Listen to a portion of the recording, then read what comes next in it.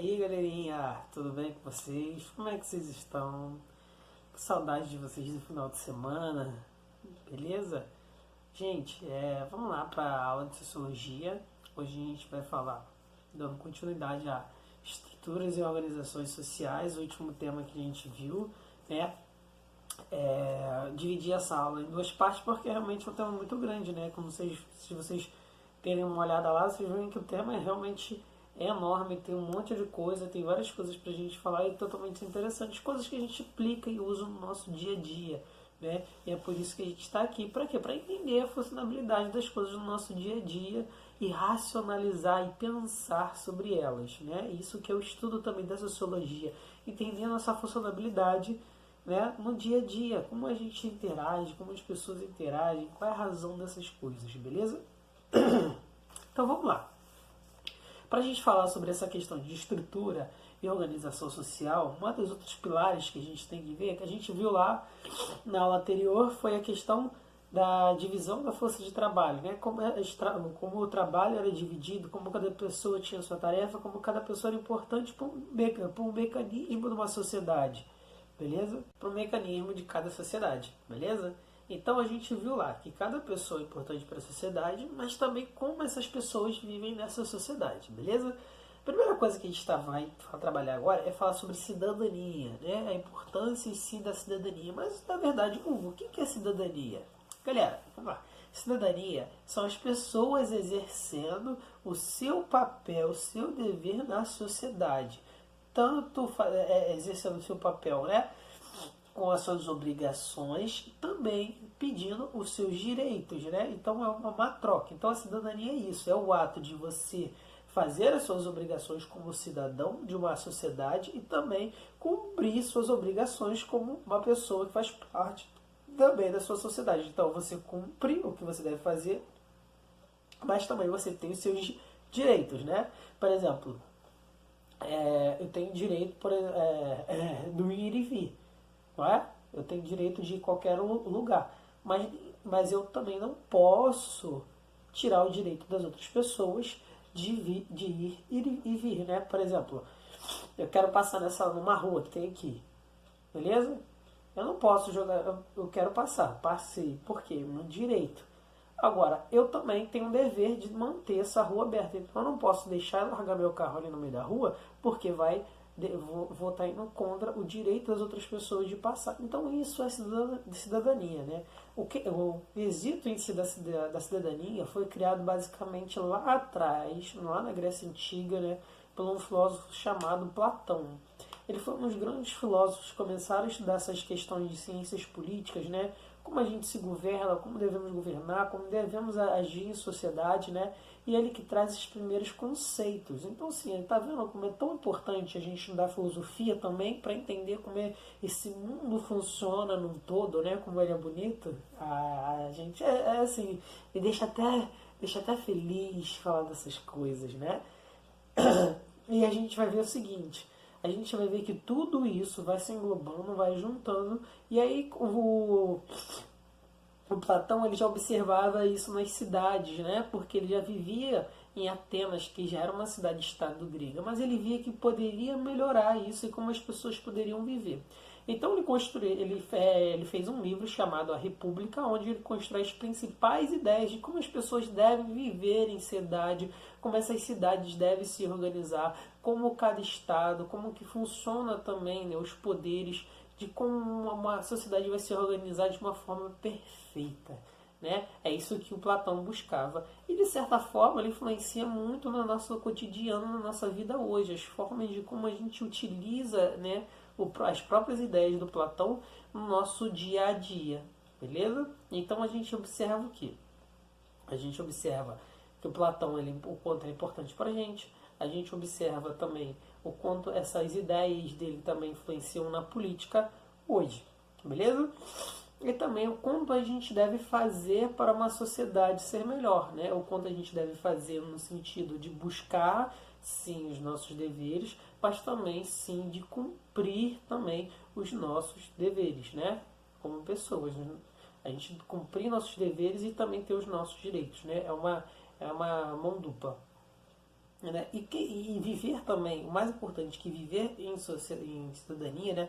Essa questão de cidadania, né? É viver numa forma organizada, social e também viver numa sociedade democrática. Por que tem que viver numa sociedade democrática? Porque a gente não pode ser um cidadão, por exemplo, numa ditadura? Porque a gente não pode ser um cidadão sem outra forma de uma democracia? Porque olha só, você só pode exercer seu direito e seus deveres, e você só pode exigir seus deveres e seus direitos também se você tiver liberdade, né? Então é por isso que você só pode viver, né? Só pode existir e praticar a cidadania em sociedades democráticas, né? Onde o poder vem justamente das pessoas, do povo, beleza? Que essa palavra democracia é povo e cracia, poder, tá bom, galera? Então, olha só, é fundamental que elas sejam justamente em sociedades democráticas. Porque, por exemplo, mas professor, na China é uma ditadura. Sim, na China você pode caracterizar que na verdade não é uma ditadura. Por quê? Você não tem um único líder, né, supremo todos os outros. O que você tem na China é diferente. Você tem um Estado totalitarista, né? Que o Estado está ali forte na vida social das pessoas. Mas o que você tem ali na China também é um partido unitário, né? Mas que as pessoas fazem parte também daquele partido. Então, de certa forma, as pessoas também estão exercendo poder. Diferente do que acontece, por exemplo, na Coreia do Norte, a outra vizinha da China, né? Aonde em si as pessoas não conseguem exercer o poder porque você tem um ditador supremo, você tem um símbolo supremo e essa pessoa exerce poder sobre as outras pessoas. Assim também tirando o direito de liberdade das outras pessoas e tirando esse sentido de cidadania. Beleza? E vamos lá. O interessante também é que esses direitos e obrigações também, eles vêm de certa forma escritos dentro de uma sociedade, né? Esse sentido de cidadania, a gente escreveu ele, e a gente escreveu principalmente aqui no Brasil, né? Numa coisa chamada de Constituição de 1988, né? Todos os países do mundo basicamente têm uma Constituição. O que é uma Constituição? Né? É um conjunto de regras básicos, né? que a gente deve viver em harmonia, né? Como a gente deve viver nessa sociedade. Né? Por mais que essas regras nem sempre funcionam, mas são que vão mais ou menos ali dar um norte para a gente viver. Beleza? Então assim, a gente sabe que existem algumas regras, a gente vai estudar, a gente conhece algumas dessas regras e é assim que a gente vai viver. Então, a gente aqui no Brasil vive pela regra da Constituição de 1988, né? Foi o que eu falei para vocês agora há pouco. É uma Constituição um pouco nova, diferente de outros países, que, por exemplo, a Constituição dos Estados Unidos é de 1767, né? Já faz bastante tempo. A Constituição inglesa é de 1688. Então, só, no Brasil está bem novinha, né? Mas também, veja pelo lado bom, a Constituição brasileira, por ela ser muito nova, né, de certa forma ela garante vários direitos, né, e principalmente os direitos da cidadania, do cidadão. Por isso que essa Constituição de 1988 é chamada de Constituição Cidadã, porque ela se preocupa com o bem-estar e a vida social das pessoas. Né? Exemplo disso, como é que começa justamente essa Constituição de 88? Ela fala que dos direitos de liberdade das pessoas, dos direitos de liberdade do país, fala de que cada pessoa tem o seu direito também de ir e vir, de liberdade sexual, de liberdade de opinião, de liberdades diversas, né? Então ele está tratando sobre várias coisas também do nosso cotidiano, né? Sendo o quê? As regras mínimas do nosso cotidiano, beleza? Gente, vamos para as questões de sociedade civil. O que é uma sociedade civil, né? Olha, a sociedade civil é onde justamente as pessoas também podem se impor, mas diferente um pouco da cidadania, que é a prática de fazer, né? A sociedade civil é como as pessoas se organizam, né, fora do Estado. Não precisa necessariamente do Estado para fazer coisas também pelas pessoas. Então, como que isso funciona? A sociedade civil pode ser um exemplo, por exemplo, a escola. A escola é um grupo de pessoas que se organizaram justamente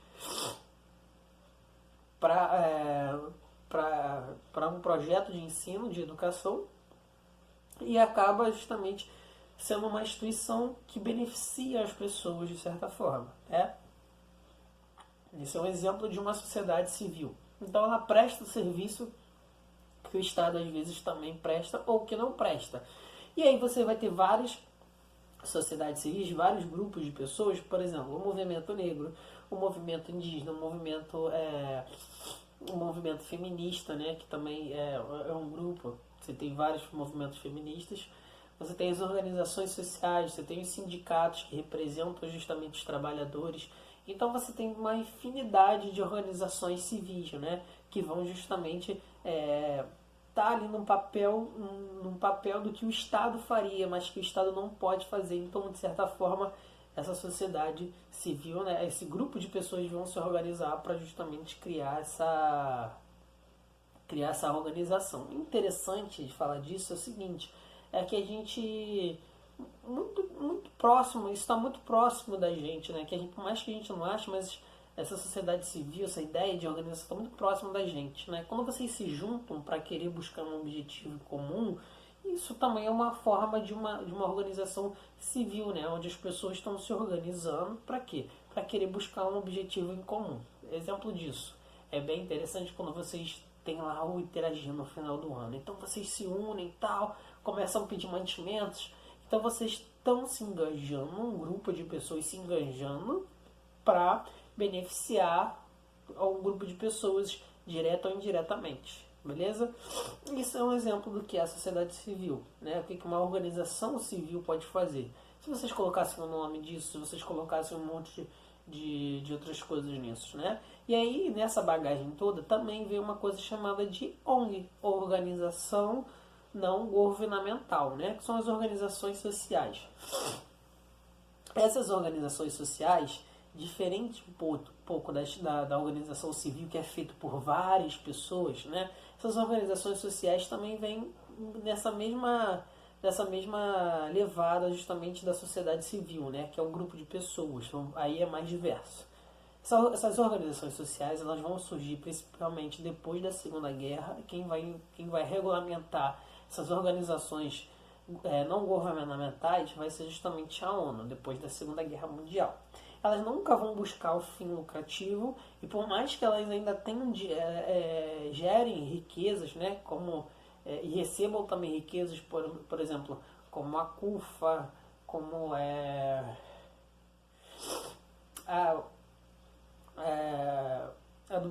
do Brasil Paralelo, né, que também são organizações em volta de outras ideologias, mas que de certa forma também não estão buscando fins lucrativos, ou então outras instituições também que estão querendo levar ao público ou um grupo de pessoas determinadas coisas, né? Então elas nunca vão buscar um fim lucrativo, por mais que elas tenham lucro.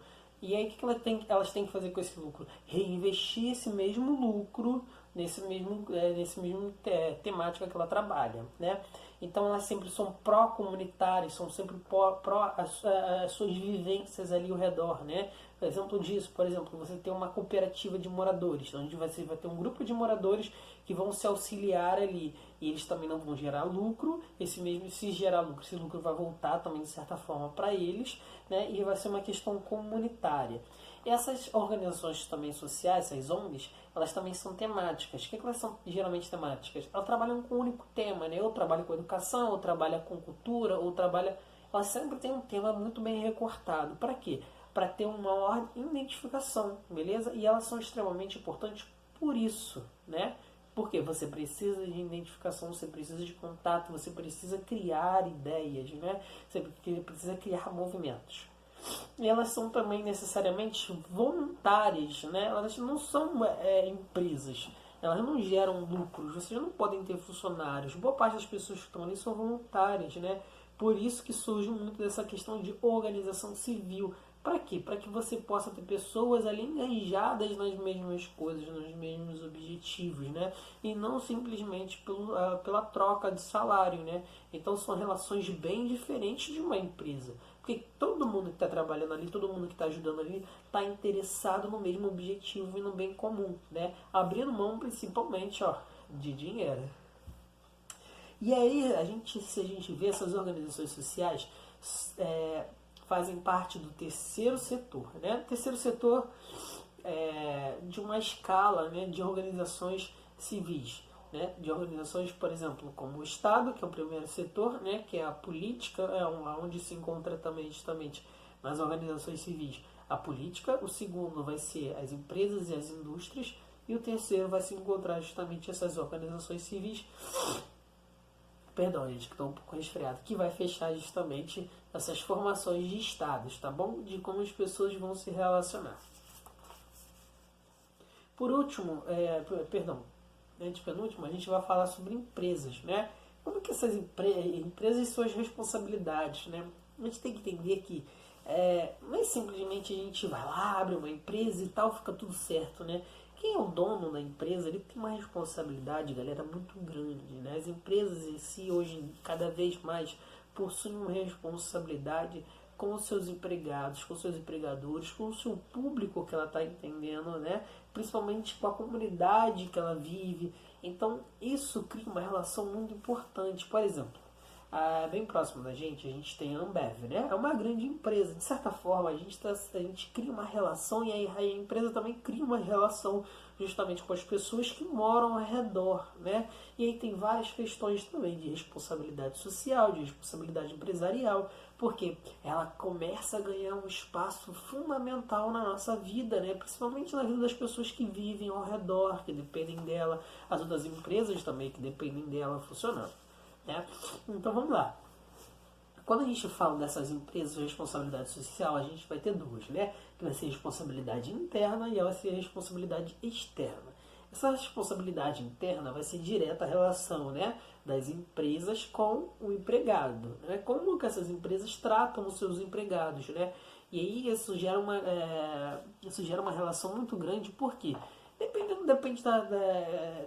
do conselho de ética da empresa, depende de como que a empresa foi construída, depende muito da história da empresa, depende de como ela se vê dentro de uma sociedade, né? E aí tem essa responsabilidade do empregador com o empregado, né? Para melhorar essa relação. A segunda vai ser a responsabilidade externa, que vai ser justamente do empregador com o meio ambiente, com a sociedade, né? O grupo de pessoas que estão ali em volta à comunidade e seus parceiros. O que são esses parceiros? Essas empresas menores também que dependem dela de alguma forma. Por quê? Se ela conseguir pelo menos manter uma boa coesão social entre seus parceiros, né, eles também vão se desenvolver, vão crescer. Então, olha só, é tudo uma interdependência de grandes empresas. Né? Exemplo é justamente a Ambev, porque imagina, você tem a Ambev é uma empresa gigantesca, né? E aí tem um cara lá que tem um bar, né, em depósito. Ele é uma empresa pequena. E aí ele precisa de refrigerante, de cerveja e tal. E aí liga para a Ambev e pede.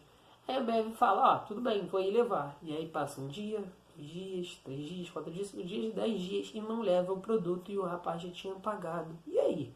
Né? Então, olha só, a empresa também tem que cumprir o papel dela. Né? Então, a responsabilidade também dela com os seus parceiros também é de cumprir os prazos, cumprir também, respeitar os determinados períodos, né? Isso é muito importante. E para a gente terminar, galera, de falar num tema muito interessante que está muito em voga agora no nosso período, né? Principalmente dessa questão da pandemia, que é a questão da filantropia e responsabilidade social, né? A gente na sociologia, a gente entende que existe uma grande diferença em filantropia, né? Que antigamente era um nome que se utilizava para ajudar as pessoas, né? Um filantropo importante. A questão é que a filantropia, se a gente olhar, é um mecanismo também de manutenção da pobreza. Por quê? Se você vê, né, como o próprio Bolsa Família de certa forma também você, que é um exemplo disso, você está dando dinheiro, né, diretamente para as pessoas para que elas se mantenham naquela condição social, de certa forma. Você não estimula para que elas possam evoluir e diminuir sua independência, né? Porque a filantropia, de certa forma, muitos empresários preferem manter essas pessoas dentro da sua estrutura de poder, né? Porque eles ajudam E aí, pela forma deles ajudarem, estão criando uma questão de poder. Mas essa ajuda deles, né, não desenvolve pessoas. Você precisa ter um engajamento social importante. E aí esse engajamento entra na responsabilidade social do quê? Que a sua ajuda precisa ser muito maior do que, às vezes, por exemplo, você levar 10 quilos de cesta básica, né? Então, se você vir com 10 quilos de cesta básica e um livro, né? Ou ajudar uma escola, porque a escola é muito mais importante do que, às vezes, você dar 1 quilo de alimento, né? Você deu 1 quilo de alimento, mas você está dando uma escola, uma biblioteca, você está dando a oportunidade de transformar as pessoas. Então, a filantropia na sociologia não é algo bom, porque ela causa dependência. Enquanto que, na verdade, o que deve ser bom realmente é a responsabilidade social. É você trazer para si que é importante o quê? Né? Transformar e causar mudança na vida das pessoas realmente.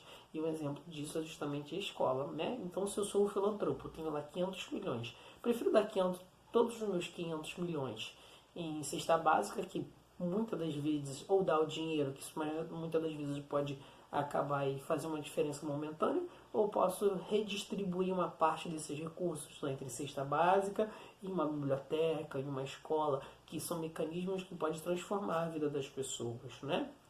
Gente, encerrar esse vídeo por aqui, ficou um pouquinho longo, mas a gente encerrou esse conteúdo, tá bom? Forte abraço para vocês.